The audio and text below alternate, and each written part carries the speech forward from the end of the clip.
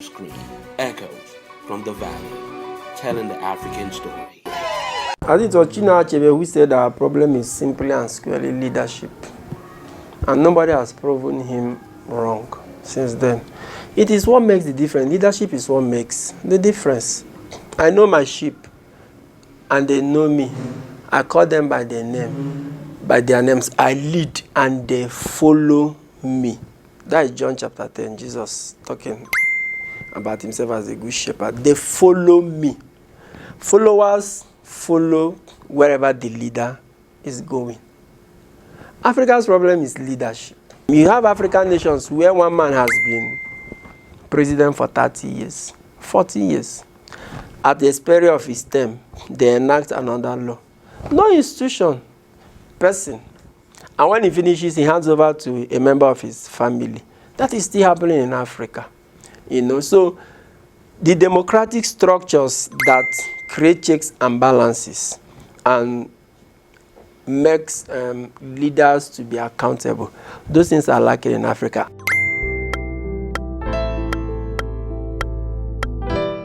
Look at institutions and structures. Take Nigeria, for example. We are a federal republic, meaning we are supposed to have federating units.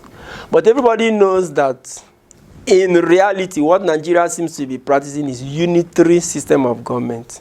In Nigeria, we don't have the institutions. If we had them, we should be a little bit better.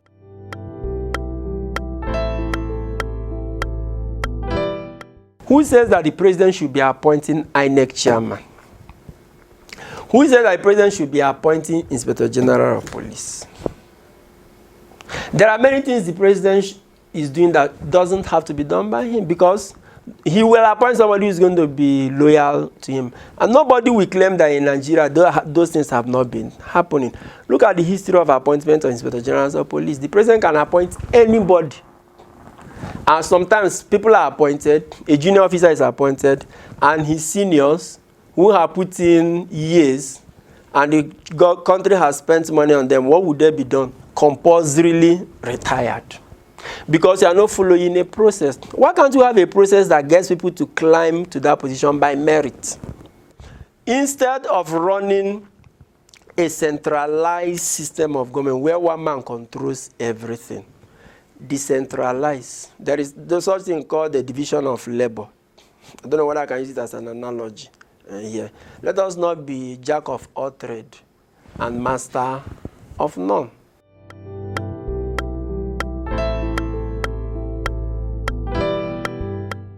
In Nigeria, we all run, I don't know whether it has changed, unified music curriculum for all secondary school students, right? So, you come to the East. Let's say you are doing agricultural science. What grows in the East is not what grows in the North. So, but a student who is schooling in the East is going to learn about food crops he may not ever see in his life that grows in the North. Same thing with somebody in the North. He might learn the ones in the East that he may never ever see in his life. But if you have a decentralized system of government, there are things that are peculiar to a particular region. They pay attention to it. They harness it. And then those from other regions will also pay attention to what they have. What you do is to make sure that there is a system of coordination where everybody contributes from what they have been able to do to the center. Orientation should start from the grassroots. Self-reliance. If you look at the way Nigerians are still looking for government to work up and down, youth, it's alarming. So we have to go back to our educational system. That's very defective. A child at 20, 21 is already a graduate. Is he really productive? What work is he looking for? You see, his fathers have taken 3 square meals. In the midst of abundance of raw materials that other countries don't even have 1%. So we have a defective educational system.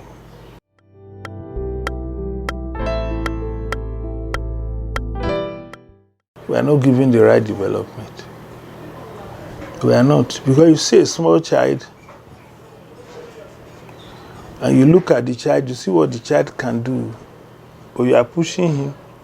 Everybody wants to have degree, because when you have a degree, government will be promoting you.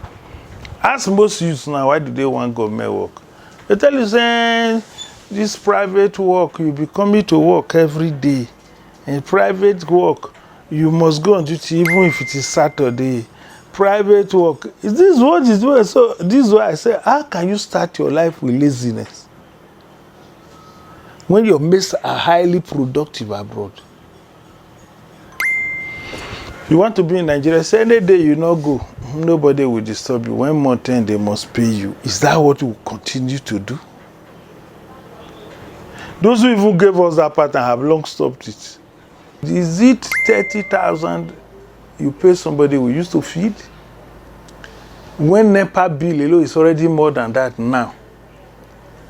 Transport is more than that. And somebody, a graduate salary income is a bag of rice. No tomatoes, no onion, no oil, a bag of rice. And the person should not take care of himself and pay rent and pay light bill. Everybody is not being encouraged to be stealing. We need to go back to the drawing board.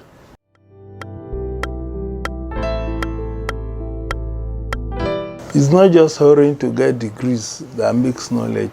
It's how productive are you? Take for example, I am in the government sector.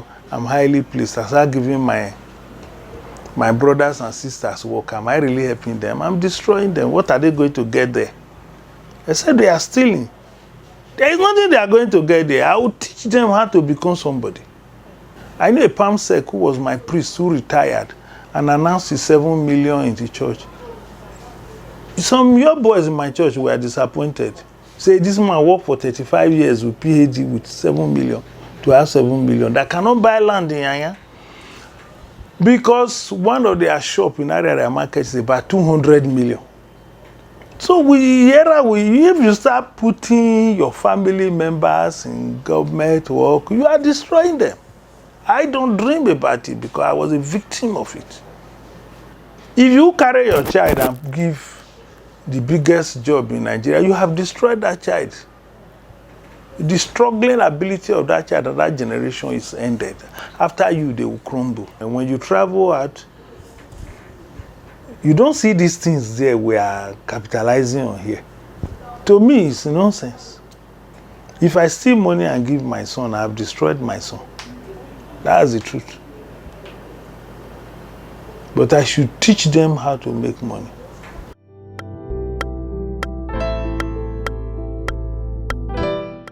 President of a country, your children are schooling abroad.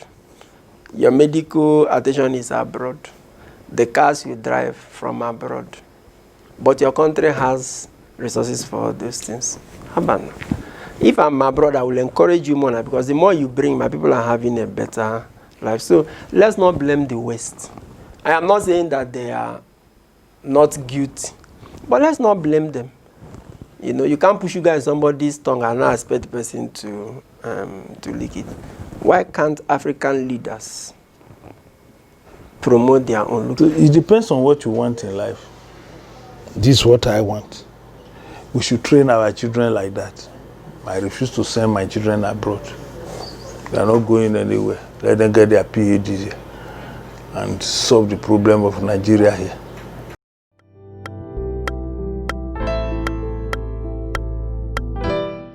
All they need to know is that the grass is not greener on the other side. The grass is greener where it is watered.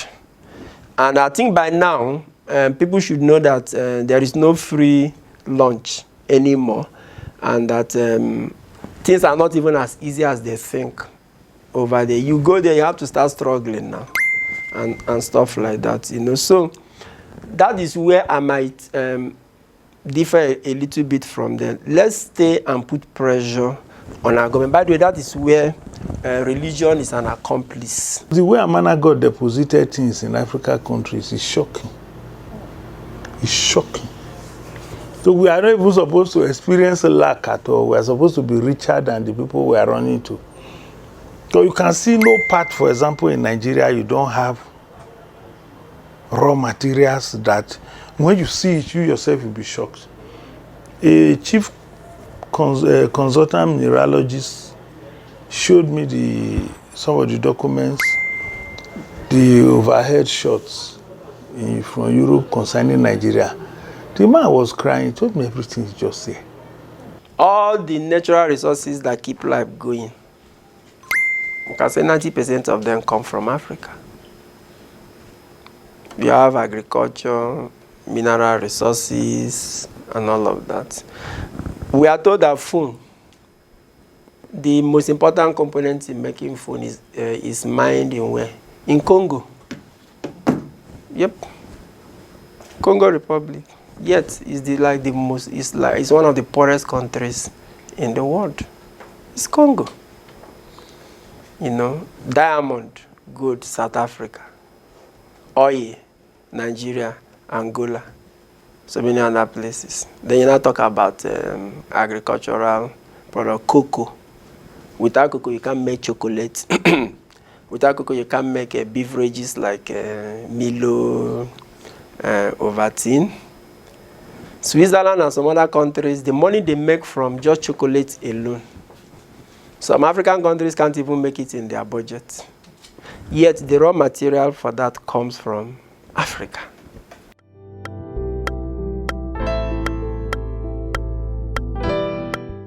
Why can't African leaders promote their own looking one? Look at Nigeria, for example. Here we have an indigenous car producing company.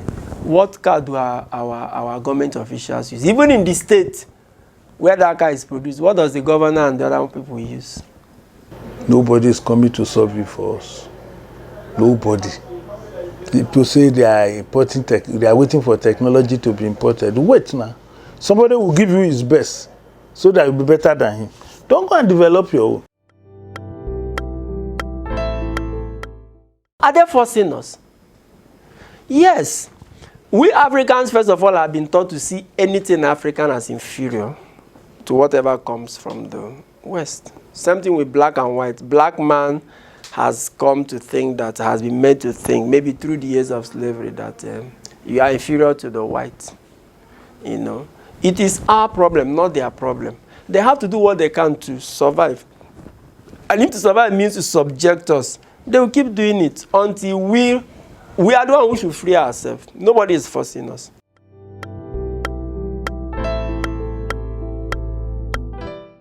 Because of leadership failure. And how do you solve leadership failure? Get involved in politics. Get involved in policy making. Get involved in pressuring government. Get involved in activism.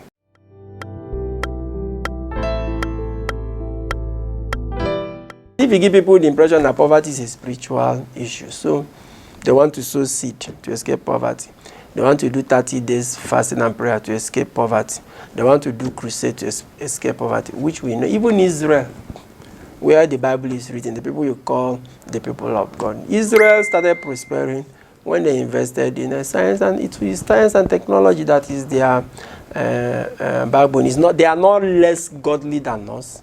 We don't pray more than them, but they know what God solves through prayer, and what God solves through diligent hard work.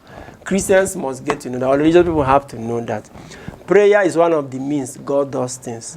God also does things through going to the laboratory to test and experiment, carving out the right policies and implementing them. That is also God solving problems.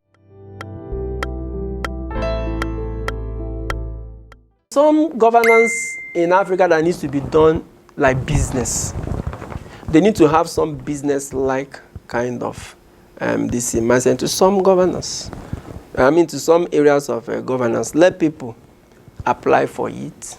Let them have their target. Their salary will be paid from what they generate, from what they have made. Some part of governance should be done like that. So I think what I know in US is that in every country and even county, more like villages and all of that, you have people. They are not appointed by one man.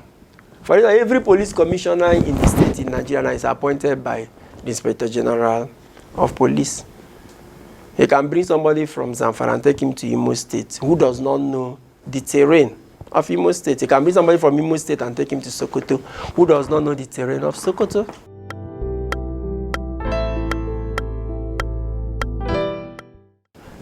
Federal government should tax regions or states.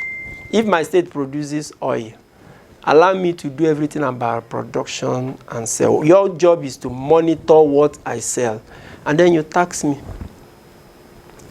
in the middle for the government. Another state is rich with gold. Let them exploit it themselves. Your job as federal government is to see that the policies made around it will lead to the overall good of the country.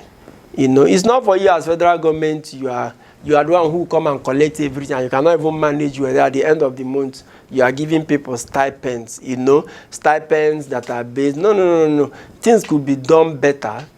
You know, if we decentralize a little more and focus more on the fundamentals that actually make countries great.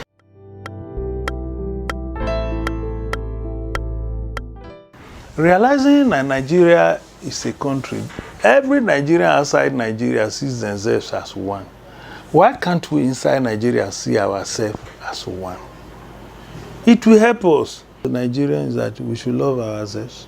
We should remove sentiments. Sentiments of tribe, sentiments of religion is nonsense.